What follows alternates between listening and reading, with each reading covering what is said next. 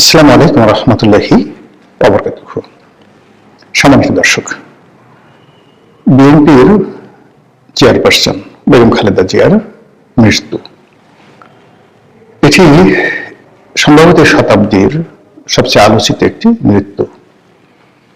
তার মৃত্যু পরবর্তী যে জানাজা শেষকৃত্য অনুষ্ঠান মুসলমানদের ধর্ম অনুযায়ী এটি একটা ইতিহাসের মাইল ফলক স্থাপন করেছে। পুরো ঢাকা শহর ভেঙে পড়েছিল সেই দিন 2025 সালের ডিসেম্বর মাসের শেষ দিন 31 তারিখ। সেই দিন পুরো সংসদ ভবন যে চত্বর তার আশেপাশের এলাকা থেকে শুরু করে পুরো ঢাকা মহানগরী বলতে গেলে জানাজার নগরীতে পরিণত হয়েছে। কত মানুষ যে এই জানাজাতে অংশগ্রহণ করেছেন তা বলা যাবে না, এটাকে অসংখ্য বলতে হবে, অগণিত বলতে হবে। এবং বাংলাদেশে যে ঐতিহাসিক জানাজাগুলো ইতিপূর্বে হয়েছে তার কোনটির সঙ্গেই বেগম খালেদা জিয়ার জানাজার তুলনা করা যাবে না। এবং সেই জানাজাকে কেন্দ্র করে রাজনীতির অঙ্গনে, সামাজিক অঙ্গনে নানা রকম প্রশ্ন উঠছে। আপনারা সবাই জানেন যে জুলাই আগস্ট বিপ্লব পরবর্তী একজন তরুণ নেতা ওসমান হাদি, তার মর্মান্তিক মৃত্যুর পর মানুষের একটা আবেগ তৈরি হয়েছিল এবং সেই আবেগের প্রেক্ষিতে ওসমান হাদির যে জানাজা, সেই জানাজাতেও পর্যাপ্ত লোকের উপস্থিতি দেখা গিয়েছিল। বেগম জিয়া তখন অসুস্থ ছিলেন এবং সবাই বলাবলি করার চেষ্টা করছিলেন, বিশেষ করে বিএনপি বিরোধী যারা শক্তি। এবং আপনারা জানেন যে ওসমান হাদির যে রাজনীতি এবং তার প্রমোটার হিসেবে যে দক্ষিণপন্থী গ্রুপগুলো ছিল তারা টিটকারি করার চেষ্টা করছিল বিএনপিকে যে বেগম খালেদা জিয়ার যে আগামী দিনগুলোতে যদি মৃত্যু হয় তখন বেগম জিয়া অসুস্থ, তার জানাজা কি হাদির জানাজার চেয়ে সংখ্যাধিক্যের বিচারে বড় হবে কিনা। এটা বিএনপির জন্য একটা মানসিক চাপ ছিল। বিএনপি হয়তো ভাবতেও পারেনি যে বেগম খালেদা জিয়ার জানাজাতে এত মানুষের উপস্থিতি ঘটবে। যা হোক, আমাদের বাংলাদেশে এই যাবৎকালে জানাজার যে সংখ্যাধিক্য, সেক্ষেত্রে শহীদ প্রেসিডেন্ট জিয়াউর রহমানের জানাজাতে সবচেয়ে বেশি লোক হয়েছিল বলে ইতিহাস সাক্ষী। বেগম জিয়া যখন অসুস্থ ছিলেন তখন অনেকে বলার চেষ্টা করেছেন বিএনপির লোকজন যে বিএনপি চেয়ারপারসনের মৃত্যু হলে তার জানাজা শহীদ প্রেসিডেন্ট জিয়াউর রহমানের জানাজার যে সংখ্যা সেই সংখ্যাটি ছাড়িয়ে যাবে। এটা নিয়ে অনেকে অভিমান করেছেন, অনেকে বলার চেষ্টা করেছেন যে এই কথা বলা ঠিক হয়নি। কিন্তু বাস্তবে কি ঘটেছে সেটা আপনারা সবাই দেখেছেন। এখন বক্তব্য হলো যে এই যে জানাজা কেন্দ্রিক রাজনীতি, এই রাজনীতি বিএনপি বিরোধী যে সকল রাজনৈতিক শক্তি আছে তাদেরকে একটি মানসিক চাপের মধ্যে ফেলে দিয়েছে। ধরুন, আগামীতে যদি জামাতের কোনো শীর্ষ নেতা, আল্লাহ মাফ করুক, খুব দ্রুত তাদের মৃত্যু হয় এবং নির্বাচনের আগে, এবং সেক্ষেত্রে যদি তাদের জানাজাতে এই যে বেগম জিয়ার জানাজায় যে পরিমাণ লোকের উপস্থিতি ঘটলো সেটি যদি না হয় তাহলে তাদের রাজনীতি শেষ। এই গেল একটা। দ্বিতীয়ত, বিএনপির প্রধান প্রতিদ্বন্দ্বী, রাজনৈতিক প্রতিদ্বন্দ্বী, সেটা হলো আওয়ামী লীগ। আওয়ামী লীগ সভানেত্রী শেখ হাসিনা, তারও যথেষ্ট বয়স হয়েছে, এখন তিনি দেশের বাইরে আছেন, তার রাজনৈতিক দল কার্যত নিষিদ্ধ এবং তার যে সকল নেতাকর্মী বাংলাদেশে আছেন সবাই নিষ্ক্রিয়, অনেকে পলাতক এবং বিরাট সংখ্যক নেতাকর্মী জেলখানাতে তারা জেলের ঘানি টানছেন। অনেকের মাথার উপর মৃত্যুদণ্ডের যে রায় এটি যেভাবে আছে, আগামীতেও জেল জুলুম হুলিয়া মৃত্যুদণ্ড তাদের জন্য অনিবার্য। তো সেক্ষেত্রে আওয়ামী লীগের রাজনীতির ভবিষ্যৎ কি? অনেকে বলার চেষ্টা করছেন যে বেগম জিয়ার তো এদেশে জানাজা জুটলো কপালে, শেখ হাসিনা তো বাংলাদেশে আসতে পারবে না, তার কপালে কি জানাজা জুটবে? সে কি বাংলাদেশে আসতে পারবে? কিংবা তার যদি জানাজা হয় তাহলে সেই জানাজা কি খালেদা জিয়ার চেয়ে বেশি হবে, খালেদা জিয়ার মতো হবে, নাকি তার পিতা বঙ্গবন্ধু শেখ মুজিবুর রহমানের শাহাদাত বরণের পর টুঙ্গিপাড়াতে যে স্বল্প সংখ্যক মানুষ তার জানাজাতে অংশগ্রহণ করেছিলেন এবং 570 সাবান দিয়ে তাকে গোসল করানো হয়েছিল, ওইরকম কিছু শেখ হাসিনার তকদিরে হবে কিনা, এই বিষয়গুলো নিয়ে আলাপ আলোচনা করা হচ্ছে। বিষয়গুলো খুবই সেন্সিটিভ এবং আমি সাধারণত ব্যক্তিগতভাবে যারা মজলুম থাকেন তাদের বিপক্ষে কখনো কথা বলি না। আর যারা শক্তিশালী, আমার এই জীবনে ছোটকাল থেকে, একেবারে ছোটকাল থেকে, আমি যখন 4, 5, 6-এ পড়ি তখন থেকে যাদের সঙ্গে বিরোধ আমার হয়েছে তারা সবাই শক্তিশালী মানুষ ছিলেন। আমার পর্যায়ের বা আমার সে দুর্বল এই সকল মানুষের সঙ্গে আমি কখনোই লড়াই সংগ্রাম করিনি। আমার যারা সমপর্যায় লোক তাদের সঙ্গে আমার বন্ধুত্ব সেই ছোটকাল থেকে এখন পর্যন্ত, এবং আমার কোনো বন্ধু, সেটা আমার প্রতিবেশী হন কিংবা ধরুন আমার সহকর্মী বা আমার সহপাঠী, কারোর সঙ্গে আমার জীবনে ঝগড়াঝাঁটি তো দূরের কথা, তুই-তুকারি পর্যন্ত হয়নি। আমি অনেক মানুষের সঙ্গে বিরোধিতা করেছি বা করে যাচ্ছি, অনেকে সমালোচনা করি, যেখানে নীতি নৈতিকতার ব্যাপার আসে, যেখানে সত্য এবং মিথ্যার বিষয় আসে, যেখানে দেশপ্রেম এবং জাতীয়তার বিষয় আসে। আমার নিজের ব্যক্তিগত কোনো বিষয় নিয়ে কারোর সঙ্গে আমার দ্বন্দ্ব সংঘাত হয়নি। মতবিরোধ হয় ক্ষেত্র বিশেষে, কিন্তু আমরা সেটা একটা নির্দিষ্ট সময়ের পর মিটিয়ে ফেলি। তো যেটা বলছিলাম যে এই মুহূর্তে আওয়ামী লীগ ইতিহাসের সবচেয়ে একটি খারাপ সময় তারা পার করছে।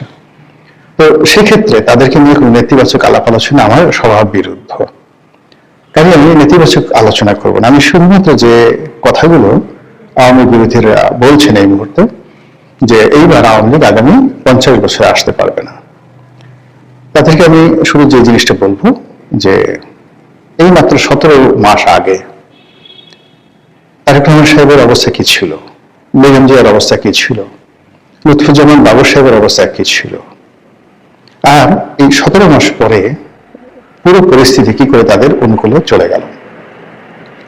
এটা প্রকৃতির একটা লীলা খেলা, এবং এই কাজের জন্য বিএনপির যারা নেতাকর্মী তাদের কোনো কর্ম দায়ী নয়। এটি কেবলই আল্লাহ রাব্বুল আলামিন দয়া করে তাদেরকে একটি সুযোগ করে দিয়েছেন। তারা 2001 থেকে 2006 সন পর্যন্ত ক্ষমতায় ছিলেন। ওই সময় তাদের নানা অনিয়ম, দুর্নীতি, তারপর স্বেচ্ছাচারিতা, ভুল ভ্রান্তি ইত্যাদি নানা কারণে তারা ক্ষমতাচ্যুত হয়েছেন। এই 2006 থেকে আজ অবধি তারা কেউ স্বীকার করেননি যে তারা ভুল করেছেন, তারা অন্যায় করেছেন, গুনাহ করেছেন। তারা তওবা করেছেন, কান্নাকাটি করেছেন এবং যাকে বলা হয় যে সৎপথে ফিরে এসেছেন। দেবতা দেখিয়েছে যে জীবনে কখনো সুযোগ পেলে তারা ভালো কাজ বই মন্দ কাজ করবেন না, এরকম কোন নজির আমরা দেখিনি। বরং গত 17 মাসে বিএনপির যে সকল বাজে লোক ছিল তারা অতীতের যে কোনো সময় এসে আরো বাজে হয়ে গেছে। বিএনপি যে সকল লোক খারাপ কাজ করতো 2001 থেকে 6, তারা গত 17 মাসে তার চেয়ে বেশি খারাপ কাজ করেছে। কিন্তু তারপরেও প্রকৃতি তাদেরকে একটা সুযোগ করে দিয়েছে। সেই সুযোগ কেন? সেই সুযোগ প্রথমত আওয়ামী লীগের যে ব্যর্থতা, দুর্নীতি, অনিয়ম, স্বেচ্ছাচার, পাপাচার, নানা রকম কর্ম। দ্বিতীয়ত এই গত 17 মাসে বর্তমান যে ডক্টর মোহাম্মদ ইউনূসের সরকার, তাদের কোনো সফলতা নেই। সেই সফলতা না থাকার কারণে জনাব তারেক রহমান সাহেব এবং বিএনপি বর্তমান রাজনীতিতে অনিবার্য হয়ে পড়েছেন। এটি তাদের কোনো সুকর্মের ফসল নয়। তো সেই দিক থেকে আগামী রাজনীতিতে যদি বিএনপি খুব ভালো করে, কিংবা এখন ডক্টর মোহাম্মদ ইউনূস যদি হঠাৎ করে খুব ভালো করা শুরু করেন, মানুষের আবেগ, অনুভূতি, সমর্থন পরিবর্তন হতে 1 মিনিট সময় লাগবে না। কিন্তু যদি তারা আওয়ামী লীগের মতো কর্মকাণ্ড করে, তাহলে লোকজন আওয়ামী লীগের বাদ দিয়ে বিএনপির সমালোচনা করবে বা ডক্টর মোহাম্মদ ইউনূসের সমালোচনা করবে। এবং দৈবাৎ যদি কোনো দুর্ঘটনা ঘটে যায়, ছোট্ট একটি দুর্ঘটনা, অর্থাৎ মানুষের এই মুহূর্তে যে ক্ষোভগুলো আছে, ব্যথাগুলো রয়েছে, বেদনাগুলো রয়েছে, অভাব, অভিযোগ এবং সমাজের যে এলিট শ্রেণীগুলো, তারা মূলত বিএনপি, জামাত এবং বর্তমান যে সরকার, এই 3টি গ্রুপের উপরই বিক্ষুব্ধ অবস্থায় আছে।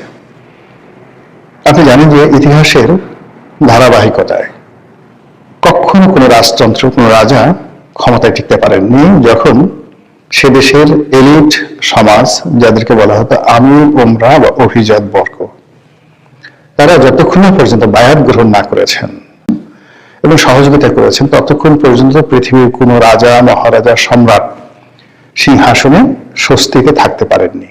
1 মাস, 2 মাস, 6 মাস, এর বেশি না।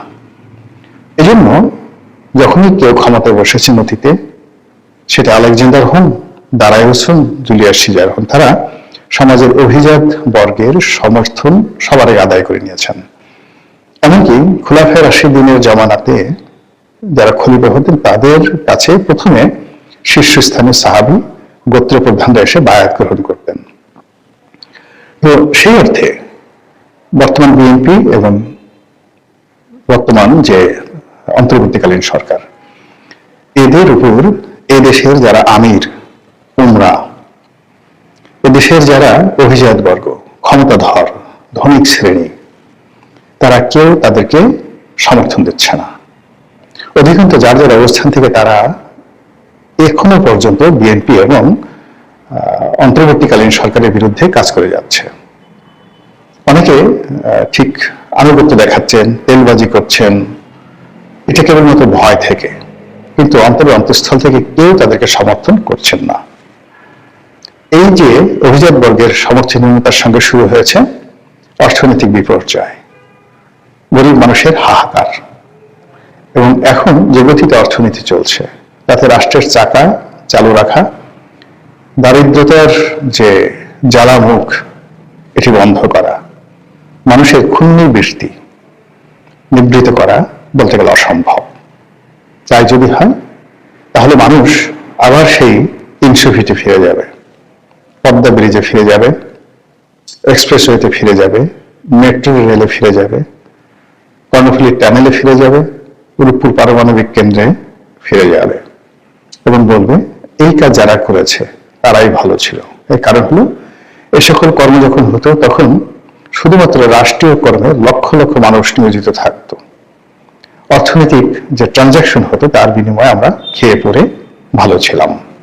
মানুষ ভুলে যাবে ছাত্রলীগের হেলমেট বাহিনী, ভুলে যাবে হাতুড়ি লীগ, ভুলে যাবে শেখ হাসিনার গুম, শেখ হাসিনার বিরুদ্ধে যত সব অভিযোগ, সবকিছু ভুলে যাবে। এবং সেক্ষেত্রে শেখ হাসিনার প্রত্যাবর্তন এটি সময়ের বিষয়। Any day, any time, any way, অর্থাৎ যে কোনো দিন, যে কোনো সময়, যে কোনো ভাবে হতে পারে, যদি এই যে বর্তমান যে অবস্থা রয়েছে এটির কোনো রাতারাতি ম্যাজিক্যাল পরিবর্তন না আসে। দ্বিতীয়ত, বাংলাদেশে যে সামনে ভোট আসছে, সেই ভোটের বিশৃঙ্খলা, আইন শৃঙ্খলা পরিস্থিতির অবনতি এবং সর্বোপরি বিদেশি যে সকল রাষ্ট্র, বন্ধু রাষ্ট্র রয়েছে, তাদের অসহযোগিতা যদি বর্তমান যারা ক্ষমতাসীন রয়েছেন বা আগামীতে আসবেন তাদের জন্য অনিবার্য হয়ে পড়ে, সেক্ষেত্রে আওয়ামী লীগের সম্ভাবনার দ্বার খুলে যাবে। আর আওয়ামী লীগ যদি আসে, ফেরত আসে বাংলাদেশে, তারেক রহমান সাহেবের প্রত্যাবর্তন উপলক্ষে যত মানুষ আসছে, শেখ হাসিনার প্রত্যাবর্তন হলে বা জয়ের প্রত্যাবর্তন হলে, যদি শেখ হাসিনা মরে যান আগামীতে, জয়ের প্রত্যাবর্তন হয়, প্রচুরের প্রত্যাবর্তন হয়, আপনি কল্পনাই করতে পারবেন না কি অবস্থা হবে। আমাদের দেশের মানুষ খুব দ্রুত ভুলে যায়, ভীষণ রকম ভাবে ভুলে যায়। আবার শেখ হাসিনা যদি বাংলাদেশে আসেন, তার যদি পুনর্বাসন হয় রাজনীতিতে, এবং কেন হবে সেটা আগে বললাম, বর্তমান সরকারের ব্যর্থতার কারণে, এছাড়া অন্য কোনো কারণ নেই। আর সেক্ষেত্রে কিছুদিন পরে যদি তার মৃত্যু ঘটে, তার জানাজা অনুষ্ঠানের জন্য তিল ধারণের জায়গা থাকবে না। বেগম জিয়ার যে জানাজা, সেই জানাজা তো কেবলমাত্র ঢাকা শহরের মধ্যে সীমাবদ্ধ ছিল। শেখ হাসিনার জানাজা টেকনাফ থেকে তেঁতুলিয়া পর্যন্ত প্রত্যেকটি কর্নারে, প্রত্যেকটি কোণে কোণে, প্রত্যেকটি বিন্দুতে বিন্দুতে এই ভূমির যেভাবে মানুষ উত্তাল হয়ে পড়বে তার জন্য, যেভাবে আহাজি করবে, কান্নাকাটি করবে, এটা আপনি কল্পনাই করতে পারবেন না। এবং এটাই বাঙালির ইতিহাস। খুব দ্রুত হয়ে যায়, খুব দ্রুত আবেগপ্রবণ হয়ে যায়। আর অতীতের যে কোনো রেকর্ডকে নিজেরা ভাঙার জন্য নিজেরাই প্রতিযোগিতা করে। আর একটা বিষয় আমাদের বৈশিষ্ট্য, সেটা আমরা যে কোনো উৎসবের আমেজের চাইতে আমাদের যে শোকের আমেজ, এখানে আমরা বেশি সমাগম করতে আমরা বেশি ভালোবাসি। ভালো কাজের চাইতে মন্দ কাজে আমাদের তৃপ্তি বেশি, এবং প্রয়োজনের চাইতে অপ্রয়োজনীয় কাজে আমরা ভীষণ রকম ব্যস্ত থাকি। তো সেই দিক থেকে আপনি আমি যেগুলো কল্পনাও করতে পারছি না, সেগুলোই আগামী দিনে আমাদের জন্য হয়তো অপেক্ষা করছে, যদি না আল্লাহ রাব্বুল আলামিন তার আপন মহিমায় এই জাতিকে নতুন কোনো দিশারি না দান করেন, নতুন কোনো পথ বা মতের সন্ধান না দেন। আসসালামু আলাইকুম ওয়া রাহমাতুল্লাহি ওয়া বারাকাতুহু।